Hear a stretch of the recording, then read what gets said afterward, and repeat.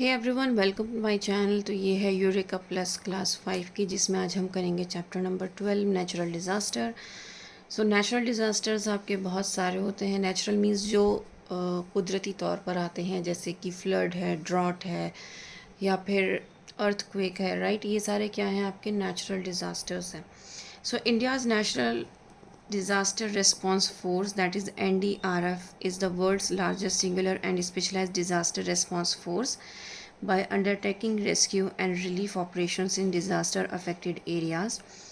The NDRF helps to reduce the damage caused by natural disaster. तो ये एक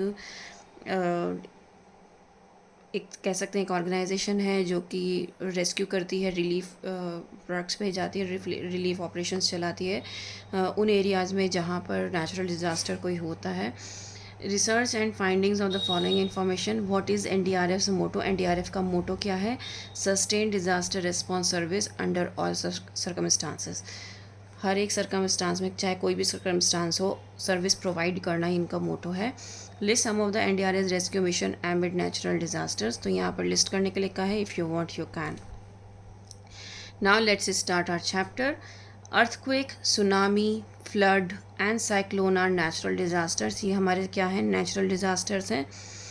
these disasters cause damage to life and property. इन disasters की वजह से हमारी लाइफ और प्रॉपर्टी दोनों को ही हार्म होता है। तो आज हम इन्हीं डिज़ास्टर्स के बारे में पढ़ने वाले हैं। Let's start with the earthquake. Below the oceans and land, the entire earth is covered by several massive slabs of hard rock. These slabs of rock are called tectonic plates. So oceans, land, even हमारे हम जहाँ रहते हैं उस land के नीचे भी क्या है, जो हमारे हार्ड रॉक्स के स्लैब्स हैं बेसिकली, ठीक है। तो उनको हम क्या कहते हैं? हम उनको टेक्टोनिक प्लेट्स कहते हैं। एक मैग्मा होता है। मैग्मा का मतलब होता है एक विस्कस सा लिक्विड, जो कि जैसे आपने देखा होगा ना, सड़क बनाने के लिए कोल टार का यूज़ किया जाता है, तो थोड़ा सा वो विस्कस लिक्विड होता है। उसी तरीका का क्या होता है, मैग्मा होता है। वो क्या करता है, मैग्मा बहुत ज़्यादा हॉट होता है और वो इनसाइड द अर्थ क्रस्ट पाया जाता है, ठीक है। जब वो बहुत, क्योंकि मैग्मा जो होता है वो बहुत गर्म होता है, उसकी हीट कभी कभी इतनी ज़्यादा बढ़ जाती है जिसकी वजह से टेक्टोनिक प्लेट्स में मूवमेंट स्टार्ट हो जाती है, और उस मूवमेंट की वजह से क्या होता है, अर्थक्वेक आता है। At times the adjoining tectonic plates collide. कभी कभी जो टेक्टोनिक प्लेट्स आसपास ऐसे मिली भी होती हैं, वो आपस में कोलाइड हो जाती हैं, और जब ये बहुत ज़बरदस्त कोलिजन होता है ना, इसी की वजह से क्या होता है, हमारा अर्थक्वेक आता है, ठीक है। अर्थक्वेक ओशंस में भी आता है, पानी में भी आता है, और लैंड पे भी आता है। जब लैंड पे आता है तो आप तबाही देखते हो, आपने बहुत सारी वीडियोज़ ऐसी देखी होंगी। और ओशंस में जब आता है, जब समुद्र में आता है, तो भी आपने देखी है सुनामी की तबाही। तो सुनामी भी क्या था, एक अर्थक्वेक का ही पार्ट था। So during an earthquake, everywhere above the plates move or shakes. The intensity of earthquake is measured on the Richter scale. It was developed by Charles Francis Richter in 1935. तो हम हमेशा आपने देखा होगा कि जब कभी भी अर्थक्वेक आता है उसके बाद बताया जाता है, अरे इसकी स्पीड इतनी थी। हमें कैसे पता चलता है? क्योंकि वो एक रिक्टर स्केल होता है, जो एक साइंटिस्ट थे चार्ल्स फ्रांसिस रिक्टर, उन्होंने 1935 में डिस्कवर किया था। तो उस स्केल के अकॉर्डिंग क्या करते हैं, इसको मेजर किया जाता है अर्थक्वेक का, कि इसकी कितनी इंटेंसिटी थी, ठीक है। सो Charles Francis Richter was an American seismologist. वो सीस्मोलॉजिस्ट थे। अब सीस्मोलॉजिस्ट कौन होते हैं? जो अर्थक्वेक को स्टडी करते हैं। He worked at the California Institute of Technology and in collaboration with this colleague and mentor Beno Gutenberg created the Richter magnitude scale to measure the intensity of the earthquake. तो वो जो इन्होंने बनाया था, वो इन्होंने अकेले नहीं बनाया था, इनके साथ इनके मेंटोर भी थे, या इनको कलीग भी कह सकते हैं। उनके साथ बेनो गुटेनबर्ग के साथ मिलकर इन्होंने ये मैग्नीट्यूड स्केल बनाया था, जो अर्थक्वेक तो नाप सकता था।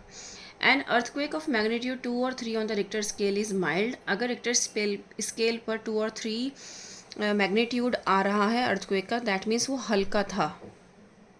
लेकिन अगर मैग्नीट्यूड 7 या उससे ज़्यादा है तो बहुत ज़बरदस्त है, बहुत ख़तरनाक है।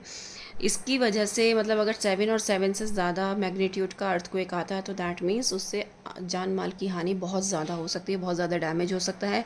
बिल्डिंग्स, रोड, ब्रिजेस, यहाँ तक कि डैम्स भी कोलैप्स कर सकते हैं। इतना पावरफुल अर्थक्वेक होता है जो 7 और 7 से अबव होता है। जब भी बिल्डिंग्स और हम कहते हैं कि ब्रिजेस कोलैप्स होते हैं तो क्या होता है, इंसानों की डेथ होती है, इंजर्ड होते हैं। देखिए बिल्डिंग्स तो गिर ही रही हैं, बिल्डिंग्स के नीचे लोग दब जाते हैं जिससे उनकी डेथ हो जाती है ना। तो क्या है, ये हर तरह से नुकसान है। Some regions of our country are prone to earthquakes and earthquake can occur in these regions at any time। कुछ ऐसे पार्ट भी हैं हमारी कंट्री में जो प्रोन है अर्थक्वेक के, मतलब जल्दी जल्दी वहाँ पे अर्थक्वेक आते रहते हैं। तो वो उस वहाँ पर कभी भी कुछ भी हो सकता है, जैसे Delhi, Kolkata, Srinagar and Shillong are some such places. तो ये क्या है, ये कुछ ऐसे प्लेसेस हैं जहाँ पर कभी भी अर्थक्वेक आ जाता है। नाउ सुनामी के बारे में पढ़ते हैं। Tsunami at earthquake of magnitude 7 or more in the ocean can form a series of waves trailing at a high speed। जब भी अर्थक्वेक पानी में आता है और वो 7 से ज़्यादा होता है तो वो क्या करता है, जो वेव्स बनती हैं ना, वो इतनी सीरीज़ में वेव्स बनवाता है, मतलब इतनी स्पीड में वो वेव्स बनती है, उसकी हाई स्पीड इतनी ज़्यादा होती है कि वो सुनामी का रूप ले लेती है। सुनामी एक जापानीज़ वर्ड है जिसका मीनिंग है harbour wave, where harbour represents the coast. तो हार्बर का मतलब है कोस्ट। तो ये सुनामी क्योंकि वहाँ पर आई थी तो इसीलिए ये वहाँ पर नाम दिया गया था। Now the waves in tsunami are harmless when in the ocean. When these waves reach the coast, they become very destructive and destroy almost everything that comes in their path. The waves can rise to a height of 100 feet। भाई जब तक ये waves पानी के अंदर हैं तब तक तो ठीक हैं, लेकिन जैसे ही ये waves पानी से बाहर आती हैं तो जो भी इसके रास्ते में आता है वो सब तबाह हो जाता है। कोई भी चीज़ नहीं बख्शी जाती क्योंकि इसकी जो हाइट होती है वो 100 फीट तक होती है। इसीलिए उस ड्यूरेशन में आपने सुना होगा कि जब भी आप इस तरह का कोई चीज़ देखो तो आपको ऊंचाई पे जाना है, ऊंचाई वाली जगह पे जाना है। तो जो लोग उस टाइम पे ऊंचाई पे पहुंच गए थे वो लोग बच गए थे, लेकिन जो लोग नहीं पहुंच पाए थे वो नहीं बच पाए थे। To be safe when there is tsunami warning, people must quickly move to at least 2 kilometers away from the coast। जब भी सुनामी की कोई वार्निंग आए तो जो वहाँ पे आसपास लोग रह रहे हैं वहाँ से एटलीस्ट 2 किलोमीटर दूर तक तो बिल्कुल भी ना रहें और दूर ही चले जाएं। All large earthquakes in the oceans do not cause tsunamis। जितने भी बड़े अर्थक्वेक्स आते हैं ऐसा नहीं है कि सभी की वजह से सुनामी आएगी, ऐसा नहीं है। सुनामी तभी आती है जो टेक्टोनिक प्लेट्स जो ओशन फ्लोर पे होती हैं वो ऊपर नीचे की तरफ मूव करती हैं। जैसे कि आप यहाँ पर देखो, ये क्या है, यहाँ पर इसने ऊपर नीचे मूव किया, यहाँ पर ऐसा नहीं हुआ। यहाँ पर ये जब ऊपर नीचे मूव हो रहे हैं टेक्टोनिक प्लेट्स तो इसकी वजह से क्या हो रहा है, सुनामी क्रिएट हो रही है, ओशंस में वेव्स क्रिएट हो रही हैं और उस वेव्स की जो हाइट है वो 100 फीट होती है। इतनी ज़्यादा हाई होती है कि मतलब सभी कुछ तबाह कर देती है। Such a movement forms ocean waves which flow at a greater speed. और इसकी स्पीड इतनी तेज़ होती है, बहुत स्पीड से ये कोस्ट की तरफ आती है। Now let's talk about the floods and cyclones। Floods are caused in the rainy season when a region receives excess rain. The water flows into rivers, dams and lakes there. At times these water bodies overflow। Overflowing water submerges the land in the region। This causes a flood। तो flood कब आता है, जब बहुत ज़्यादा बारिश हो जाती है तो नदियों का पानी, ओशंस का पानी निकल के रोड पे आ जाता है और उनको सबमर्ज कर लेता है, जिसकी वजह से फ्लड आ जाता है। Cyclones occur in places close to the sea. उन जगह पे होते हैं जो सी के करीब हैं। Coastal regions are therefore prone to cyclones. इसीलिए कोस्टल रीजन को ये कहा गया है कि भाई वहाँ पे साइक्लोन्स आते रहते हैं। Cyclone is severe storm with very strong winds and very heavy rain. Cyclone में क्या होता है, बहुत खतरनाक आंधी तूफान होता है और उसमें बारिश भी होती है। Strong winds uproot trees. इतनी स्ट्रॉन्ग विंड्स होती है कि वो एक ट्री को रूट्स के साथ उखाड़ कर फेंक सकती है, हाउसेस को उड़ा के लेके जा सकती है अपने साथ, और जो इलेक्ट्रिक पोल्स हैं वो तो बच ही नहीं सकते किसी भी हाल में।